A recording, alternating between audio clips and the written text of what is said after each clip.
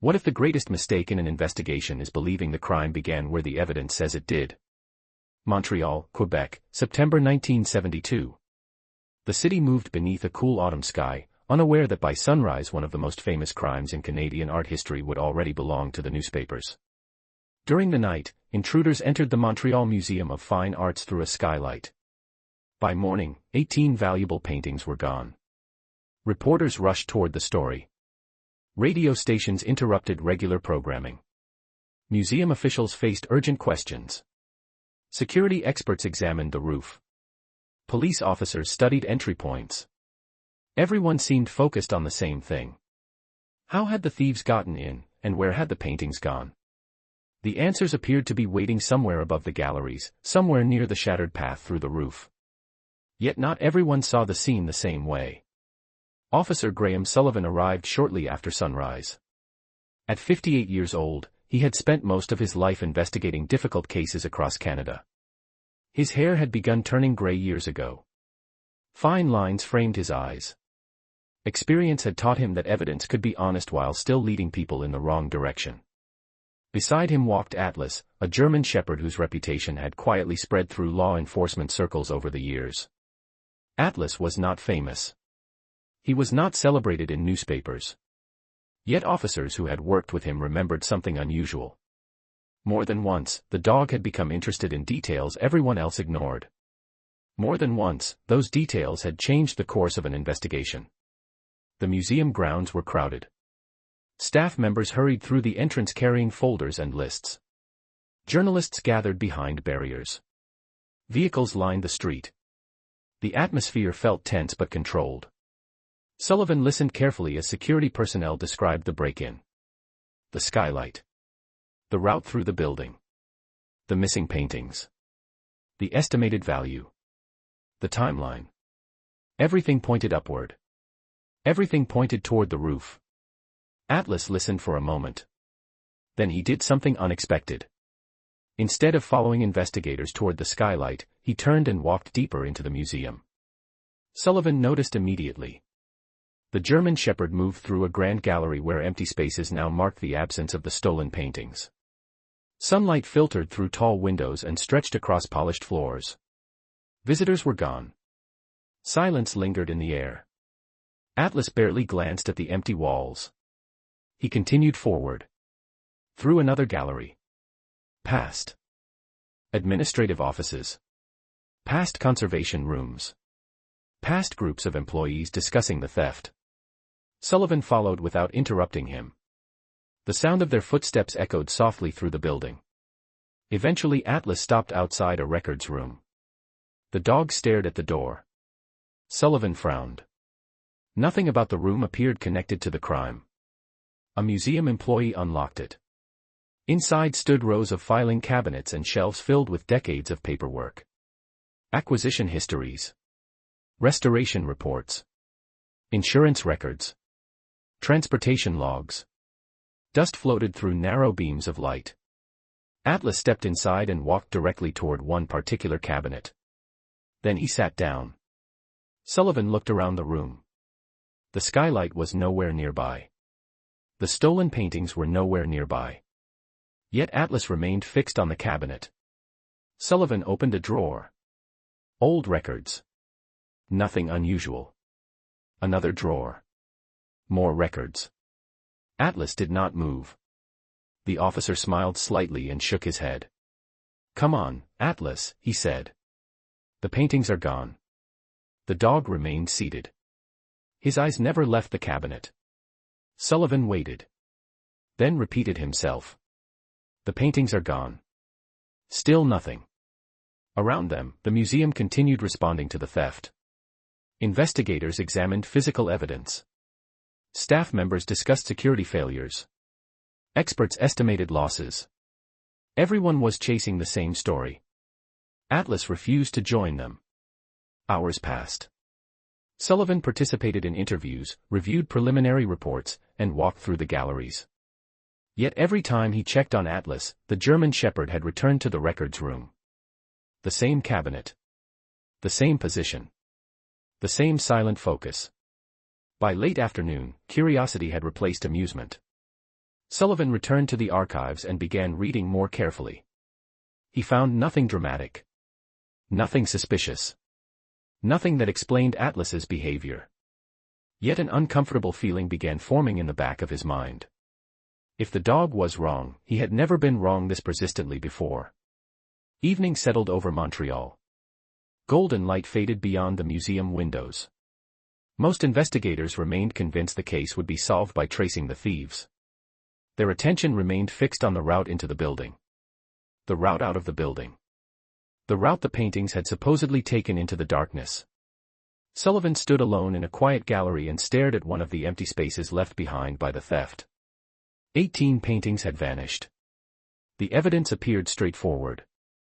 The story seemed obvious. Yet for reasons he could not explain, he found himself thinking about filing cabinets instead of skylights. About records instead of robbers. About history instead of the previous night. Atlas eventually entered the gallery and sat beside him. Neither moved for several moments. The museum felt different now. Less like a crime scene and more like a place hiding something older. Something buried beneath years of paperwork, assumptions, and forgotten decisions. Sullivan glanced down at the German shepherd. Atlas remained calm. Patient. Certain. Outside, reporters continued searching for answers. Inside, investigators continued searching for thieves. But Atlas had chosen a different direction entirely. And although nobody realized it on that first day, the dog had already discovered the most important truth in the entire case. The mystery did not begin with the night the paintings disappeared. The mystery had begun long before anyone noticed they were gone. The following morning, Montreal woke beneath a blanket of gray clouds and light autumn rain. The excitement surrounding the theft had only grown stronger overnight. Newspaper stands displayed headlines about the missing paintings. Radio hosts debated theories. Museum officials faced growing pressure to explain how such a loss could occur. To the public, the story seemed simple. Valuable artwork had been stolen. The challenge was finding the thieves. Officer Graham Sullivan was no longer certain the story was that simple. Shortly after arriving at the museum, he noticed Atlas walking toward the archives once again. Not the galleries. Not the security office. Not the skylight. The German shepherd moved through the building with the confidence of someone following a familiar path. Employees had already begun recognizing the pattern. Some smiled when they saw him disappear into the records room. Others simply shook their heads. Sullivan followed behind, carrying a folder filled with preliminary reports from the previous day. Atlas walked directly to the same cabinet that had captured his attention since the investigation began. Then he sat. Sullivan looked at the dog and sighed. "You are determined, I will give you that." Atlas remained perfectly still. Rain tapped softly against the windows. The archive smelled faintly of paper, dust, and old wood. For several minutes Sullivan reviewed records without finding anything unusual. Then he decided to stop searching for dramatic clues. Instead, he began looking for patterns. That decision changed everything. As the morning progressed, he compared transportation records connected to the 18 missing paintings. Several entries stood out. Not because they proved wrongdoing. Because they seemed oddly frequent. Some paintings had been moved more often than comparable works in the collection. Others had undergone additional conservation reviews. One file contained references to repeated examinations spread across several years. Nothing suspicious on its own. Yet when combined, the pattern became difficult to ignore.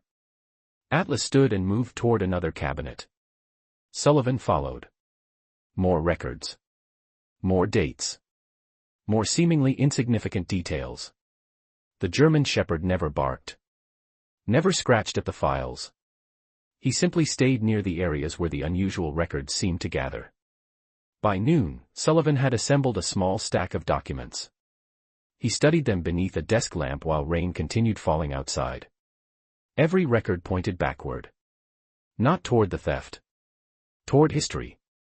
Toward events that had happened years before anyone climbed through the skylight.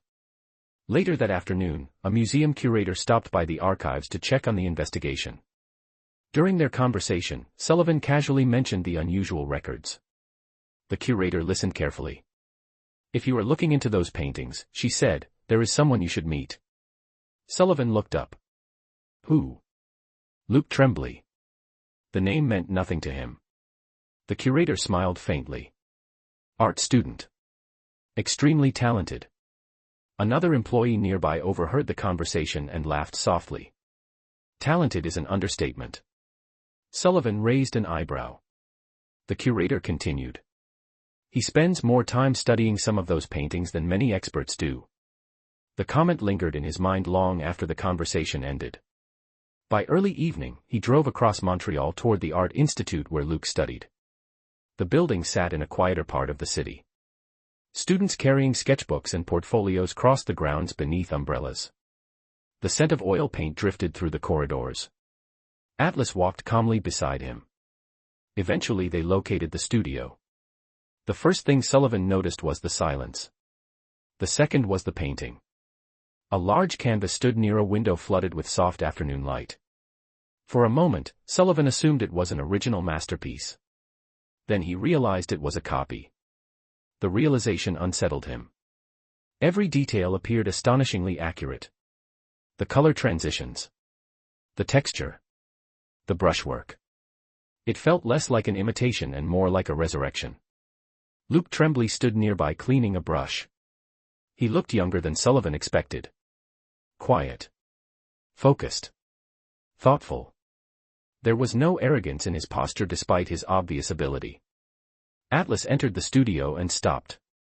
The German shepherd studied Luke carefully. Not with suspicion.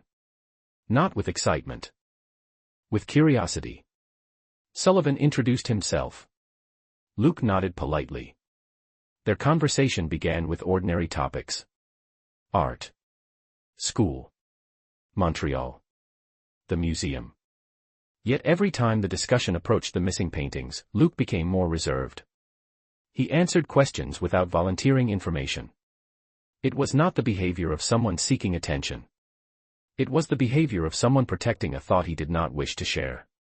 Sullivan eventually glanced back toward the remarkable painting near the window. "How long did it take you to learn to paint like that?" Luke considered the question. "A long time." "You know the museum collection well?" Luke gave a small nod. "Very well." The room fell quiet. Rain streaked softly across the glass outside. Students crossed the courtyard below. Sullivan decided to ask the question directly. "Do you think the thieves knew exactly what they were taking?" Luke looked toward the unfinished canvas. For several moments he said nothing. Then he set the brush down and folded his arms. His expression remained calm. Thoughtful. Almost reluctant. Finally he spoke.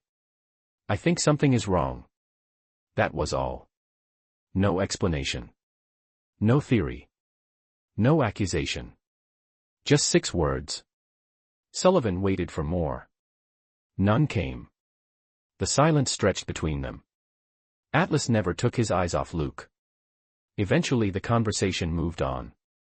Yet the words remained. Something is wrong. As Sullivan and Atlas left the institute later that evening, the city lights reflected across rain-soaked streets.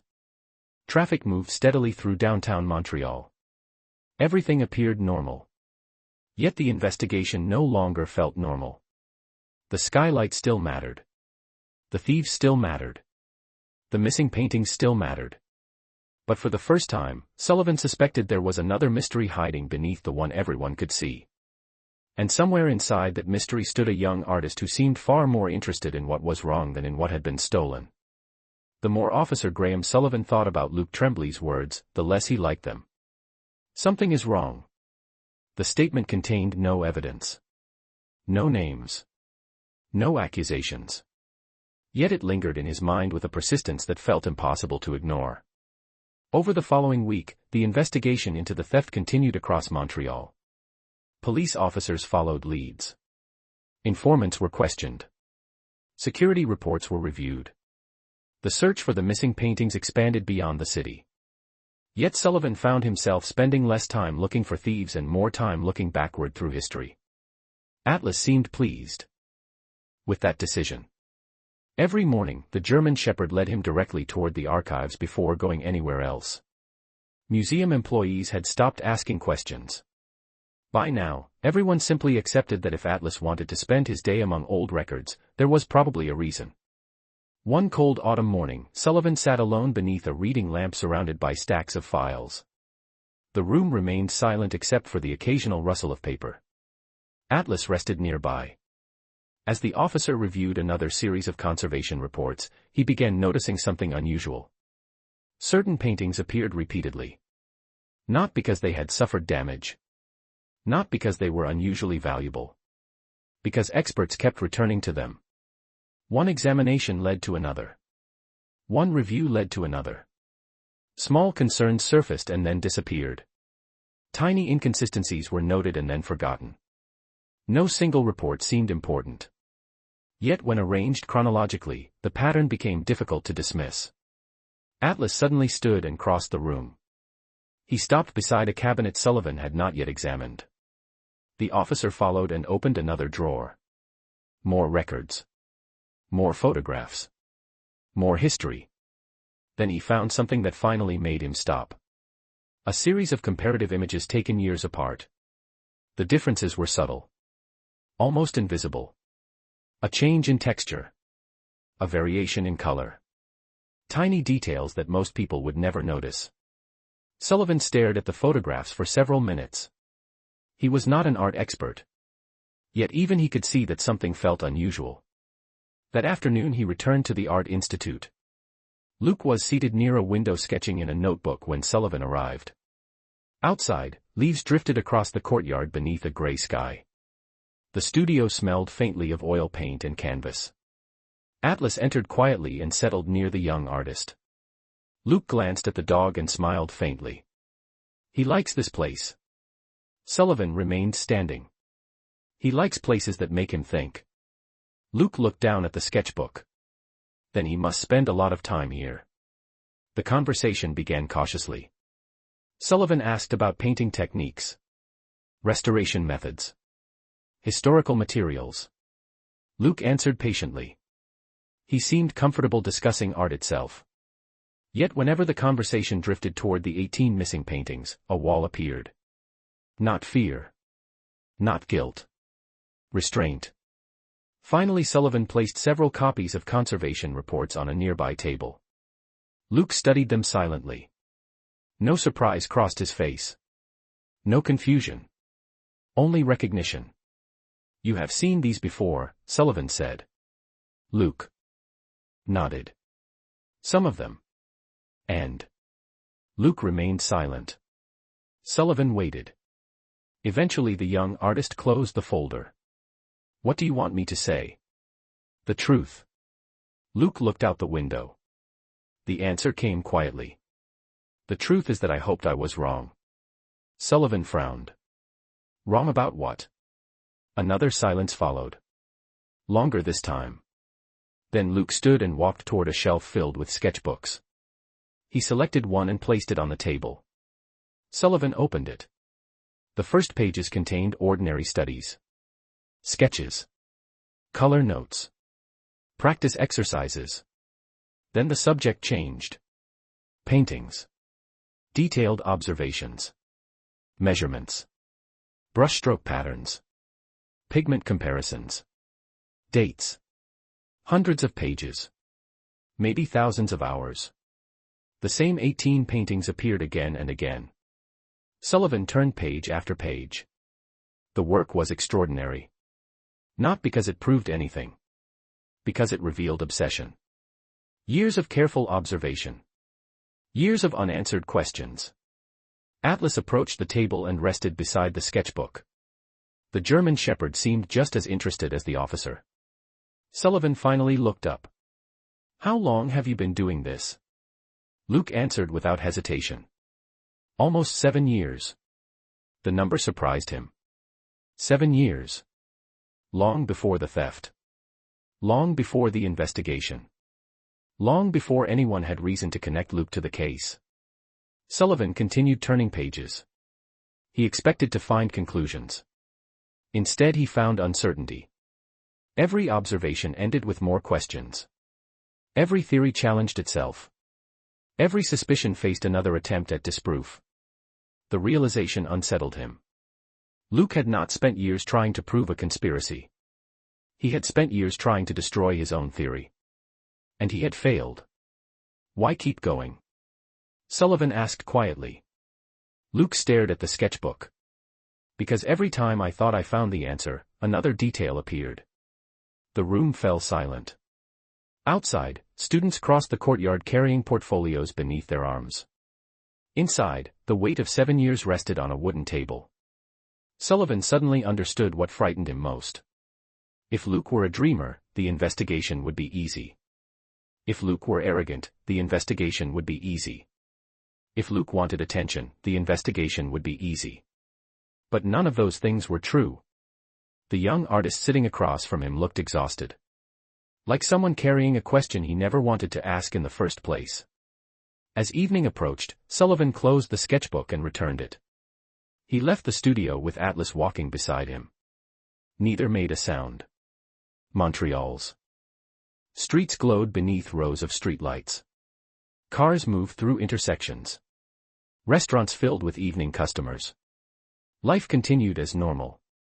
Yet Sullivan no longer viewed the case the same way. The possibility that the paintings had been stolen still mattered.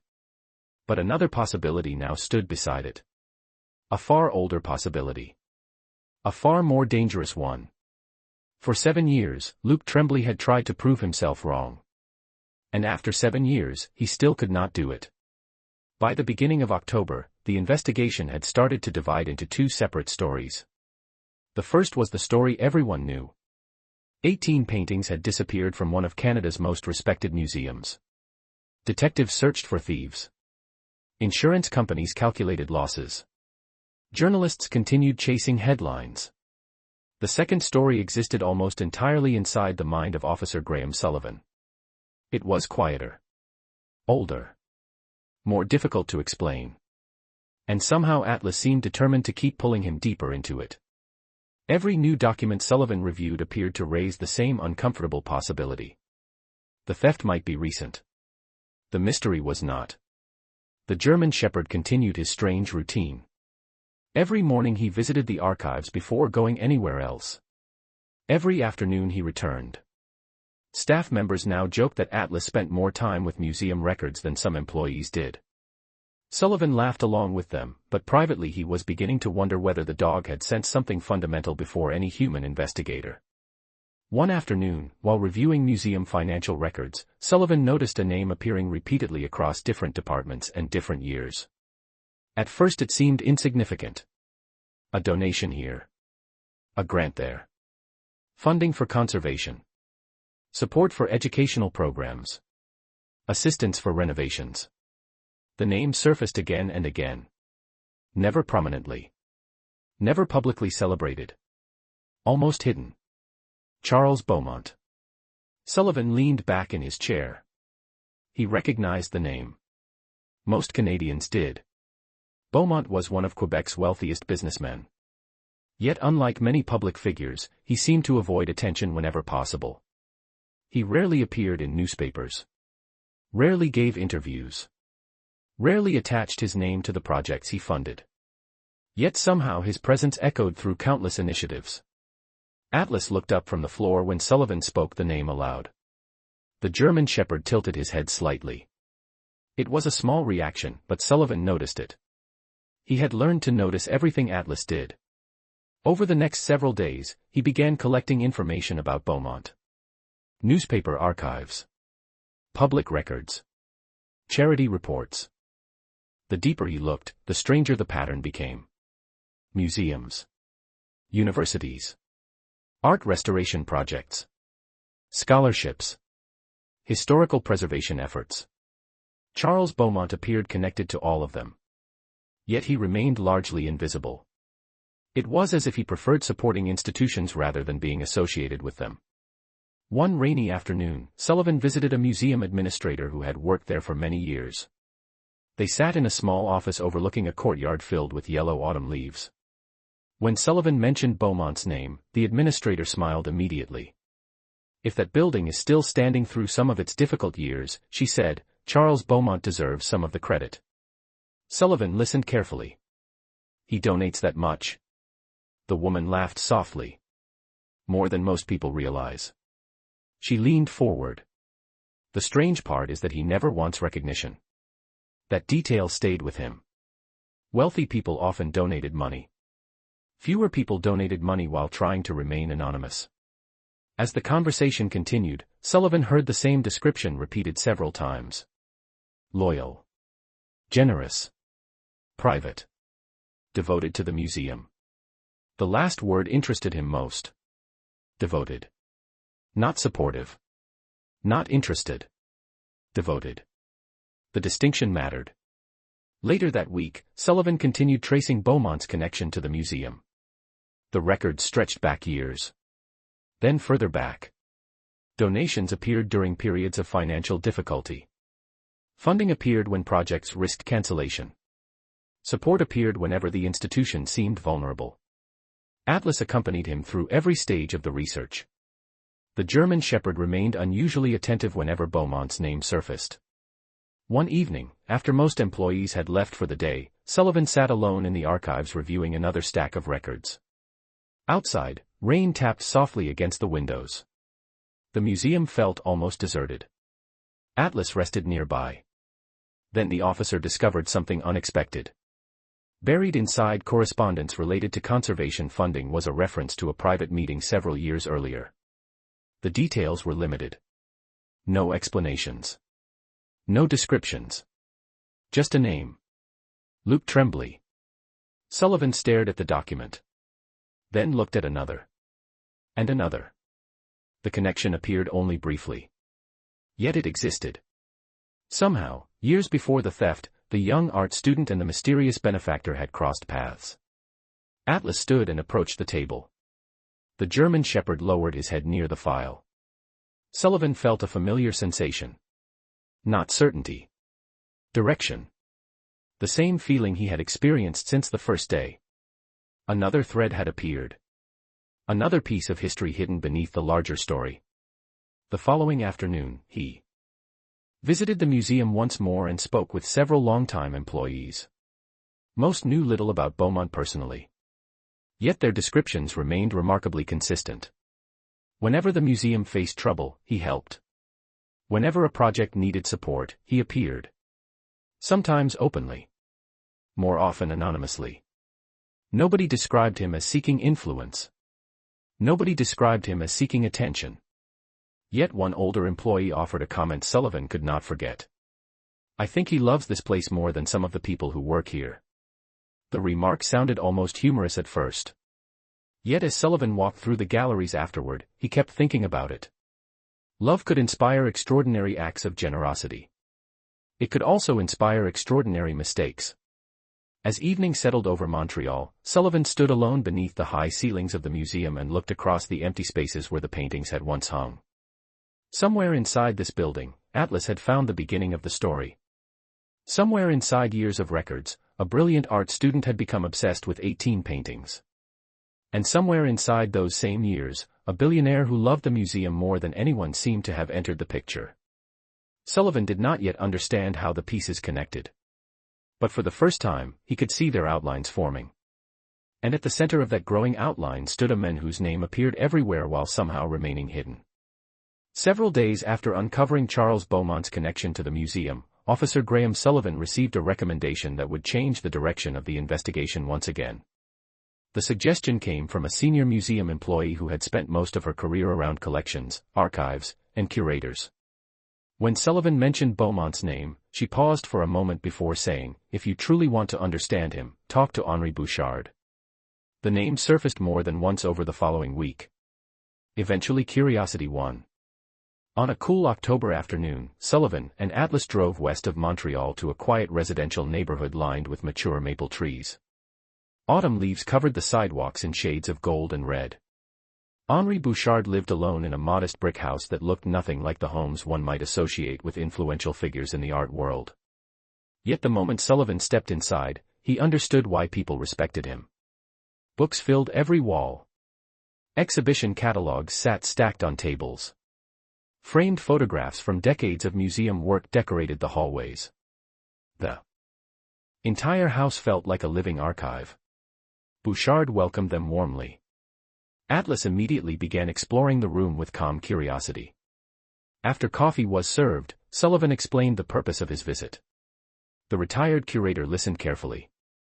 The moment Charles Beaumont's name entered the conversation, the older man's expression softened. It was not admiration. It was something deeper. Memory. For several seconds he remained silent. Then he stood and disappeared into another room. When he returned, he carried a small framed painting. The image showed a snowy Montreal street beneath a pale winter sky. It was beautiful in a quiet, understated way. Nothing about it suggested wealth or fame. Yet Bouchard handled it as though it were priceless. Atlas walked over and sat beside the painting. The German shepherd stared at it with unusual focus. Bouchard noticed and smiled faintly. "Smart dog," he said. Then he turned toward Sullivan. "That painting belonged to Charles Beaumont's father." Sullivan leaned forward. "His father was an artist." Bouchard nodded. "A talented one." He looked down at the painting. "Unfortunately, talent does not always pay the bills." What followed was not the story of a billionaire. It was the story of a struggling family. Decades earlier, Charles Beaumont's father had spent years trying to survive as a painter. His work earned praise but rarely buyers. Winters were difficult. Money was scarce. Some weeks there was barely enough food in the house. Young Charles grew up watching his father create beautiful work that few people seemed willing to purchase. Then one day, a museum director visited the studio. He bought a painting. Not because it was fashionable. Not because collectors demanded it. Simply because he understood what the purchase would mean to the family. According to Bouchard, the painting never even entered the museum collection. The director took it home and hung it in his own living room. The gesture was not professional. It was personal. It gave a struggling artist dignity and gave a father and son enough money to continue. That single purchase helped them survive one of the hardest periods of their lives, Bouchard said quietly. Charles never forgot it. The room fell silent. Outside, wind moved through the trees. Inside, Atlas remained beside the painting. Sullivan could see why the story mattered. Gratitude often fades with time. In Beaumont's case, it appeared to have grown stronger. Bouchard spent the next hour describing years of anonymous generosity, scholarships for art students, funding for restoration projects, emergency support during difficult financial periods, donations hidden behind trusts and foundations. Again and again, Charles Beaumont appeared in the background whenever the museum needed help. Yet almost nobody knew he was responsible. He never sought recognition. Never requested publicity. Never attached his name to exhibits or buildings. He simply helped. Then Bouchard's expression changed. The warmth remained, but concern appeared beneath it. "A few years ago, something shifted," he said. Sullivan listened carefully. "What happened?" The older man looked toward the painting again. He became worried. "About what?" Another pause. "The collection." Sullivan felt his attention sharpen. Bouchard explained that years earlier, Luc Tremblay had requested a private meeting. The young artist brought notebooks filled with observations about certain paintings. Tiny inconsistencies. Strange details. Questions nobody seemed able to answer. Most people would have dismissed him. Charles Beaumont did not. Instead, he requested copies of everything. Every note. Every sketch. Every comparison. That was the beginning, Bouchard said. Beginning of what? The retired curator stared out the window at the falling leaves. "I do not know," he admitted. But after that meeting, Charles started asking questions he had never asked before. Questions about provenance. Questions about restoration history. Questions about authenticity. The kind of questions that become difficult to forget once they enter your mind. As evening approached and the visit came to an end, Sullivan stood near the doorway preparing to leave. Before he stepped outside, Bouchard offered one final thought. Most people think obsession comes from ambition. He shook his head slowly. Sometimes it comes from love. During the drive back to Montreal, Sullivan said very little. Atlas rested quietly beside him. The city lights gradually appeared on the horizon ahead. For the first time, Charles Beaumont no longer seemed like a distant benefactor connected to the case through coincidence. He now stood at the center of a growing story. A man who owed his family's survival to a museum. A man who spent decades repaying that debt. And a man who, years earlier, had chosen to take Luke Tremblay's impossible suspicions seriously. The meeting took place on a cold October afternoon beneath a sky the color of steel. Charles Beaumont's estate stood on the edge of a quiet lake north of Montreal, surrounded by tall trees already surrendering their leaves to the approaching winter. Officer Graham Sullivan had expected grandeur. He found it, but not in the way he imagined. The house was large, yet restrained. Elegant, yet understated. Nothing seemed designed to impress visitors. Everything seemed designed to endure. Atlas walked calmly beside him as they approached the entrance. A house attendant led them through long hallways lined with paintings, historical photographs, and shelves filled with books about art, conservation, architecture, and Canadian history. The collection felt personal rather than expensive. Every object appeared chosen for a reason. Eventually they arrived at a library overlooking the lake. Charles Beaumont stood near a window. He was older than Sullivan expected. His hair carried more gray than newspaper photographs suggested. His posture remained straight. His expression was composed. Yet there was a weariness in his eyes that immediately caught Sullivan's attention. Atlas entered the room and paused. The German shepherd watched Beaumont carefully. Not aggressively. Not suspiciously. Simply studying him. Beaumont noticed and smiled faintly. Good dogs usually understand people better than we understand ourselves. Sullivan sat opposite him. The lake shimmered beneath weak afternoon light. For several moments neither man spoke. Then Beaumont broke the silence. You are here because of Luke Tremblay. Sullivan did not appear surprised. You know about that. Of course. Beaumont moved toward a chair and sat down. I have known Luke for years. The answer was direct.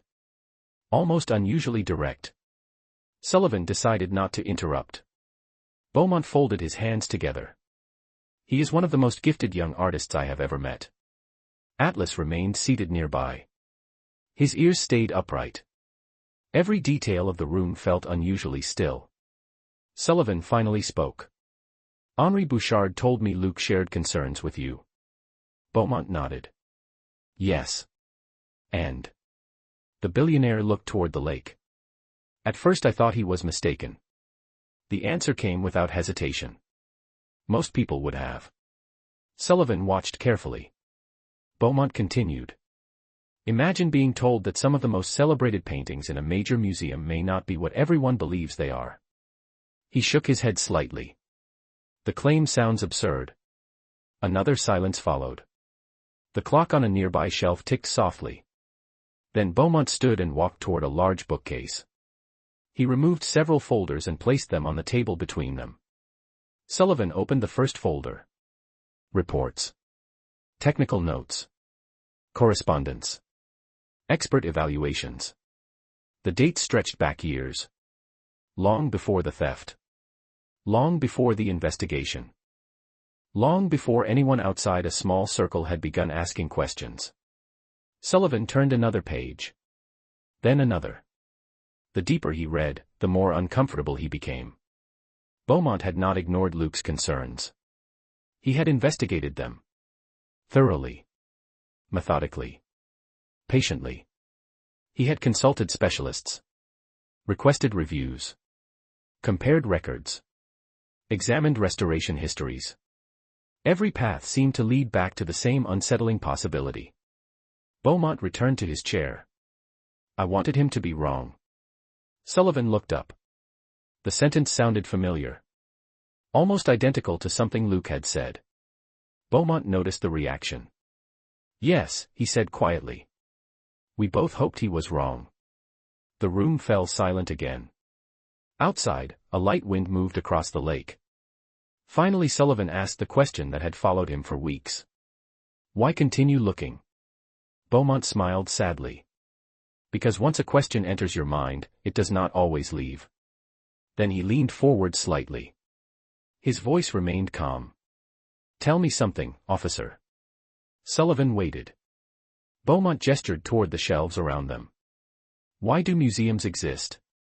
The question seemed simple. Yet Sullivan sensed it was not. After a moment he answered. To preserve art. Beaumont shook his head. Partly. He looked toward the paintings hanging on the walls. Museums exist to preserve truth. The words lingered in the room. Atlas watched silently. Beaumont continued. Not merely objects. Not merely paintings. Truth. His gaze moved toward the lake once more. Then came the question that would remain with Sullivan long after the meeting ended. What if the truth disappeared years ago? The officer said nothing. Beaumont did not appear to expect an answer. Instead he stood and walked toward a painting hanging above a fireplace. A winter landscape. Modest. Beautiful. The same painting Sullivan had seen in Henri Bouchard's home. The work created by Beaumont's father. People assume art is about ownership, Beaumont said quietly. It is not. His eyes never left the canvas. Art is about trust. The library suddenly felt smaller. The conversation felt heavier. Sullivan reviewed more documents. More reports. More years of investigation conducted outside public view. None provided certainty. Yet together they painted a troubling picture. Luke's suspicions had not been dismissed because they were foolish. They had survived because nobody could fully disprove them. As daylight slowly faded beyond the windows, Sullivan realized something else. Charles Beaumont had invested enormous amounts of time, money, and effort into understanding the mystery. Far more than any casual supporter would. Far more than any ordinary donor. The obsession ran deeper. Much deeper. When the meeting finally ended, Beaumont escorted them toward the entrance. Neither man discussed the theft directly. Neither mentioned suspects. Neither mentioned guilt. Yet as Sullivan prepared to leave, he glanced back toward the billionaire. For a brief moment, he saw something he had not noticed before. Not fear. Not deception. Conviction. The kind of conviction capable of changing a person's life. During the drive back toward Montreal, darkness settled across the highway. Atlas rested beside him. Sullivan replayed every word of the conversation. By the time the city lights appeared in the distance, a dangerous conclusion had begun forming in his mind. Luke had discovered the mystery. Charles Beaumont had confirmed the mystery. And somewhere between those two events, something else had happened. Something neither man was willing to discuss. For the first time since the investigation began, Sullivan found himself wondering whether the men who loved the museum most might also be the men standing closest to the center of the crime. For the first time since the investigation began, Officer Graham Sullivan believed he could finally see the shape of the truth. The conclusion seemed obvious. Luke Tremblay had uncovered something disturbing about the 18 paintings. Charles Beaumont had investigated those concerns independently. Years later, the paintings vanished. The sequence appeared almost too clean. Almost too logical. As October moved toward November, Sullivan became increasingly convinced that he had identified the central figure behind the mystery. Not necessarily the original theft of history. But the modern crime. The one everyone could see. Atlas, however, seemed less interested in conclusions than ever. The German Shepherd continued returning to the archives each day. Sullivan found the behavior frustrating. For weeks the dog had guided him toward answers. Now, when the answers finally appeared within reach, Atlas seemed determined to wander back into old records. One rainy afternoon, Sullivan sat alone in the archive room reviewing notes from his meeting with Beaumont. Outside, rain tapped against the windows. Inside, filing cabinets stretched into rows of forgotten history. The officer organized timelines, compared interviews, and assembled evidence. Every path appeared to point toward the same destination.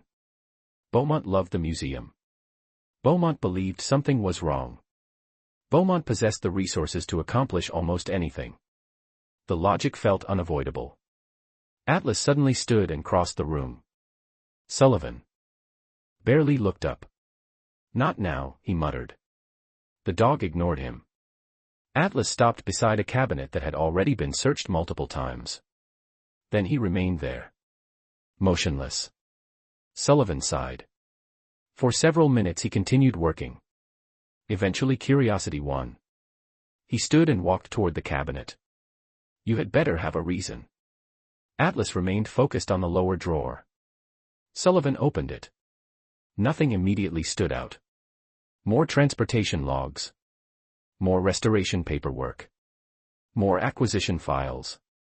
Then he noticed a thin folder tucked behind several larger documents. The folder appeared older than most surrounding records. Its edges had yellowed with age. Sullivan opened it.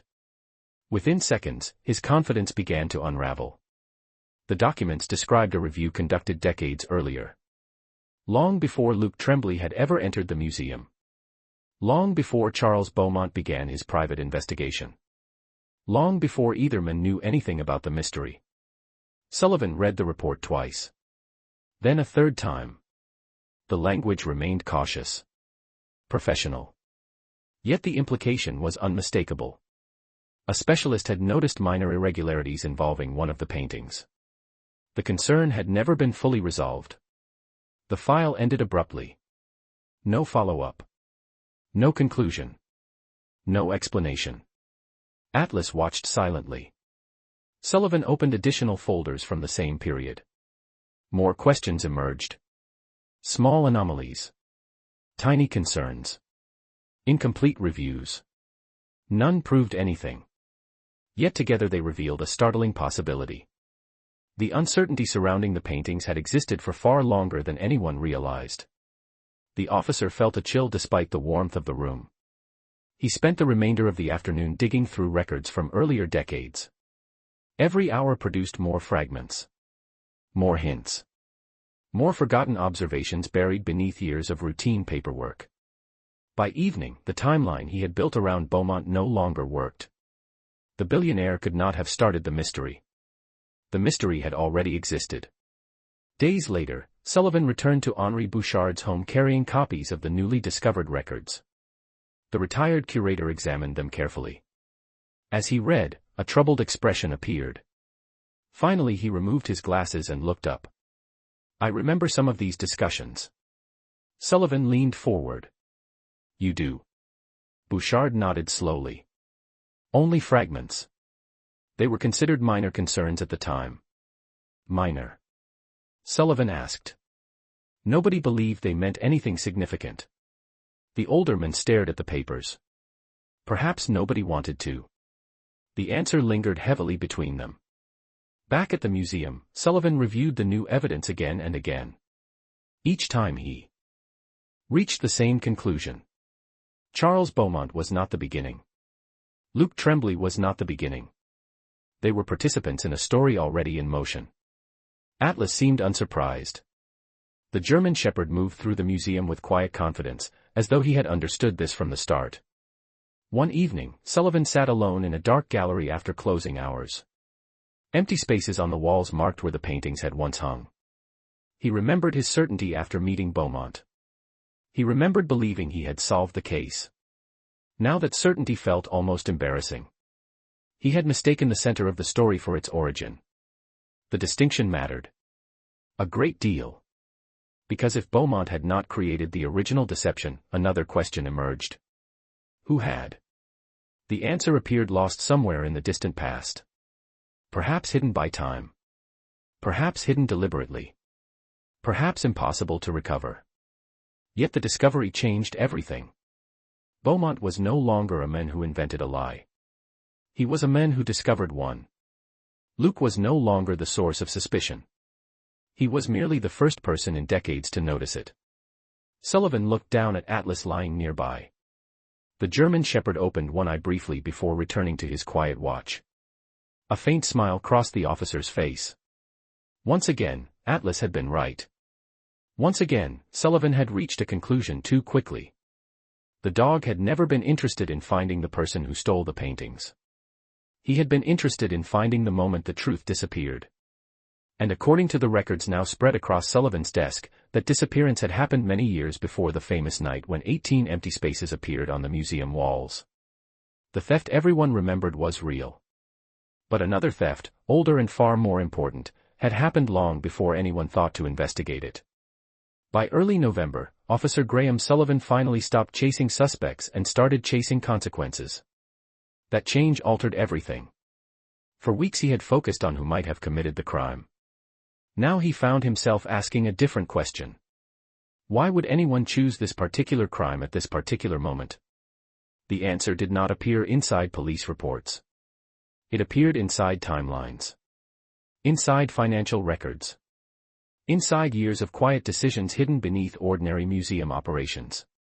Atlas remained beside him through every step. The German shepherd no longer spent his days leading Sullivan toward forgotten files. That work was finished. Instead, Atlas stayed close whenever the officer assembled the growing mountain of evidence spread across tables in the archive room.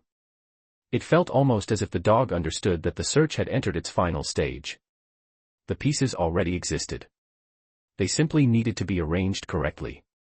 One evening, long after most museum employees had gone home, Sullivan sat beneath a desk lamp reviewing documents collected over the previous months. Outside, the city lights of Montreal reflected against rain-soaked streets. Inside, silence filled the archives. The timeline stretched across several tables. Decades of history arranged side by side. Luke Tremblay's observations. Charles Beaumont's investigations. Conservation records. Funding reports. Insurance documents. Expert correspondence. One by one, Sullivan began fitting them together. The picture that emerged was both simple and disturbing. Years earlier, Luke had discovered inconsistencies nobody else seemed willing to discuss. He spent 7 years trying to prove himself wrong. He failed. Then he shared his findings with Charles Beaumont. Beaumont conducted his own investigation. He hired specialists. Reviewed records. Examined reports. Followed every lead available to him. Eventually he reached the same conclusion. Not certainty. But something close enough to certainty to become dangerous. The 18 paintings hanging in the museum might no longer be what everyone believed they were. Sullivan stared at the timeline. The next part was even more troubling. As the years passed, small doubts began appearing elsewhere. Independent experts raised questions. Minor concerns surfaced during reviews. Tiny irregularities accumulated. Nothing dramatic. Nothing public. Yet enough to suggest that sooner or later, someone would ask for a deeper examination. And if that examination happened, everything could change. Sullivan began reviewing museum financial records again. This time he viewed them differently. Renovation projects delayed because of cost. Conservation programs operating with limited resources. Maintenance issues postponed year after year. Educational initiatives struggling for funding. The institution survived, but barely. Then he looked at the insurance policies covering the collection. The numbers were enormous. More than enough to transform the museum's future if ever activated. The realization unsettled him. Atlas raised his head as Sullivan leaned back in his chair. The officer suddenly understood something he had missed for weeks. Beaumont's decision, whatever it had been, was never about money alone. Money was simply one consequence. The real motivation came first. It came from belief. The next afternoon, Sullivan returned to Luke's studio. Rain drifted softly across the city. The studio looked much as it always had. Paintings lined the walls. Sketchbooks rested on crowded tables. Luke stood near a window overlooking Montreal's streets below. Atlas entered quietly and settled near the door. Neither man spoke immediately. Eventually Sullivan broke the silence. I think I understand now. Luke remained facing the window. Do you? The answer carried neither challenge nor curiosity. Only fatigue. Sullivan walked slowly through the studio.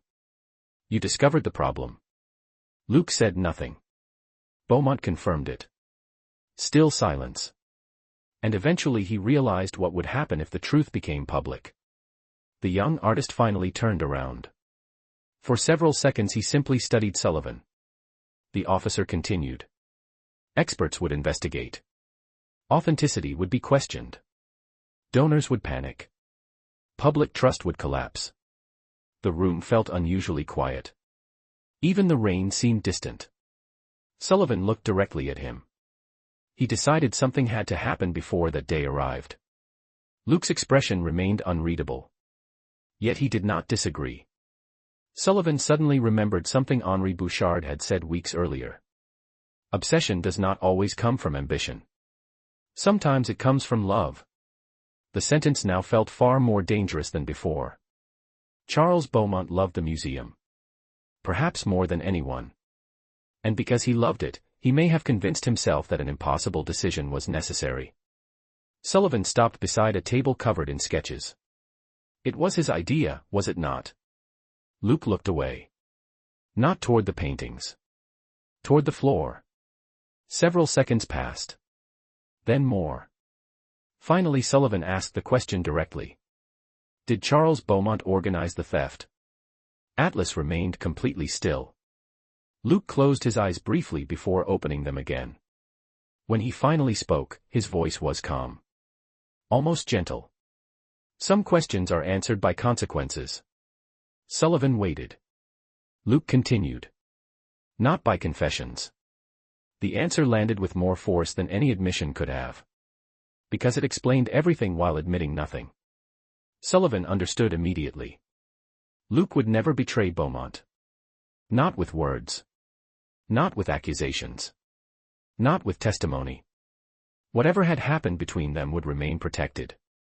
Yet the consequences stood everywhere. The paintings disappeared. Insurance funds became available. The museum gained resources. Future conservation efforts became possible. Scholarship programs expanded. Renovation plans moved forward. The institution survived. As Sullivan prepared to leave, he looked once more around the studio. For months he had searched for a criminal mastermind.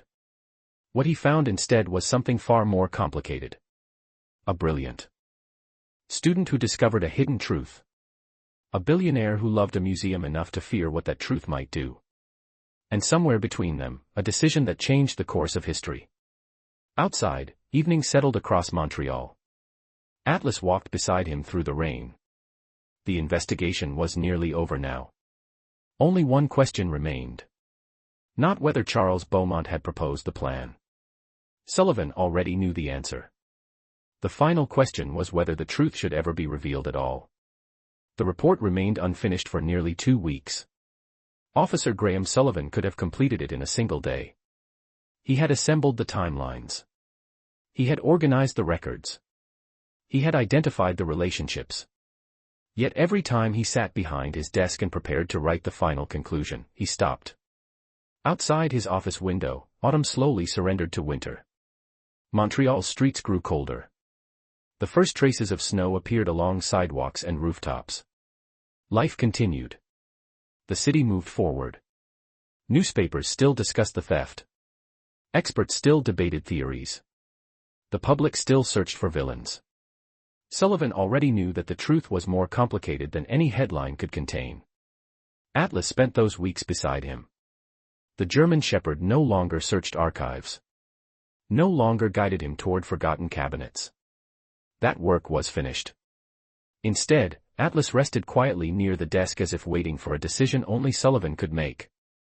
The officer often found himself looking at the dog and remembering the first day at the museum. Everyone had looked toward the skylight. Atlas had looked toward history. The difference seemed small at the time. Now it seemed to explain everything. One afternoon, Sullivan returned to the museum alone. Snow drifted softly across the city. Visitors moved through the galleries. Students sat with sketchbooks. Families wandered from room to room. The institution felt alive despite everything that had happened. He walked slowly through the building. Past conservation rooms. Past administrative offices. Past archives. Eventually he arrived at one of the empty spaces where a stolen painting had once hung. He stood there for a long time. Years of investigation seemed to gather in that silence. Luke Tremblay discovering inconsistencies no one wanted to see. Charles Beaumont realizing those inconsistencies might be real. Experts beginning to ask questions. A museum standing on the edge of a disaster it did not even realize was approaching. Then a decision. One impossible decision. Sullivan closed his eyes briefly. He could almost see how it happened. Not greed. Not revenge. Not vanity. Fear. Love. Obsession. Gratitude. The dangerous combination of all four. He remembered Henri Bouchard's words. Sometimes obsession comes from love. Charles Beaumont had spent his entire life repaying a debt to the museum. When he became convinced that the institution was built upon a hidden deception, he chose to protect it in the only way he believed possible. Whether that choice was right no longer seemed like a legal question. It seemed like a human one. Later that evening, Sullivan drove north for one final meeting with Charles Beaumont. The lake behind the estate was partially frozen now. Winter clouds covered the sky. The billionaire greeted him in the same library overlooking the water. Neither man seemed surprised to be there. They spoke quietly for nearly an hour. Art. History. Preservation. Responsibility. Yet they never discussed the theft directly. They never needed to. Some truths existed without being spoken aloud. At one point Beaumont stood beside the painting created by his father. The small winter landscape remained exactly where Sullivan had seen it before. People think gratitude is simple, Beaumont said softly. It is not. Sullivan listened. Beaumont looked toward the painting. Sometimes gratitude asks more from us than we are prepared to give. No explanation followed. None was necessary. When Sullivan finally left, neither man offered a farewell that sounded like victory. The conversation felt more like an ending neither of them had expected to reach. A few days later, Sullivan completed the report. The document was professional. Precise. Careful. It summarized evidence. Identified limitations. Recorded unanswered questions. Then it reached its conclusion. Insufficient evidence to establish responsibility beyond reasonable certainty. Case unresolved. Officially, that was the end. Years passed. The theft became part of Canadian history. Books were written. Documentaries were produced. Journalists revisited the mystery again and again. New theories appeared. Old theories returned. None discovered the full story. Meanwhile, the museum endured. Renovation projects moved forward. Conservation programs expanded. Scholarships appeared. Anonymous funding continued supporting artists and preservation efforts. Visitors kept arriving every day. Children stood before paintings and stared with wonder. Students filled notebooks with sketches. Life continued. Time moved on. Eventually Graham Sullivan retired. His hair became whiter. His steps became slower. Atlas aged beside him. The German shepherd's muzzle turned gray. His movements lost some speed. But never lost their quiet dignity. Then one winter afternoon, many years after the investigation ended, the two of them sat together on a bench across from the museum. Snow covered the city. People entered through the front doors carrying scarves and winter coats. The famous skylight rose above the building against a pale Canadian sky. For a long time neither moved. The scene felt peaceful. Complete. Atlas eventually lifted his head and looked toward the skylight. Sullivan followed his gaze. The old pathway that had captured everyone's attention on the first day remained visible. Reporters had obsessed over it. Detectives had chased it. Historians had remembered it. After several seconds, Atlas looked away. Instead of staring at the skylight, he turned his attention toward the museum itself. The entire building. Its walls. Its history. Its people. Everything contained within it. Sullivan felt a faint smile appear. Suddenly he understood what Atlas had been trying to tell him from the beginning. The skylight was never the story. The theft was never the beginning.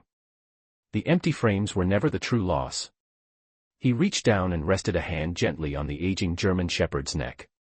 "You were right," he said quietly. Atlas remained still beside him. Sullivan looked toward the museum one last time. Then he spoke the words that had taken years to understand. The paintings were already gone. Atlas lowered his head onto Sullivan's leg. Snow drifted through the afternoon air. Visitors continued entering the museum. The city continued moving around them. And somewhere between evidence and truth, between crime and consequence, between justice and mercy, the mystery finally came to rest.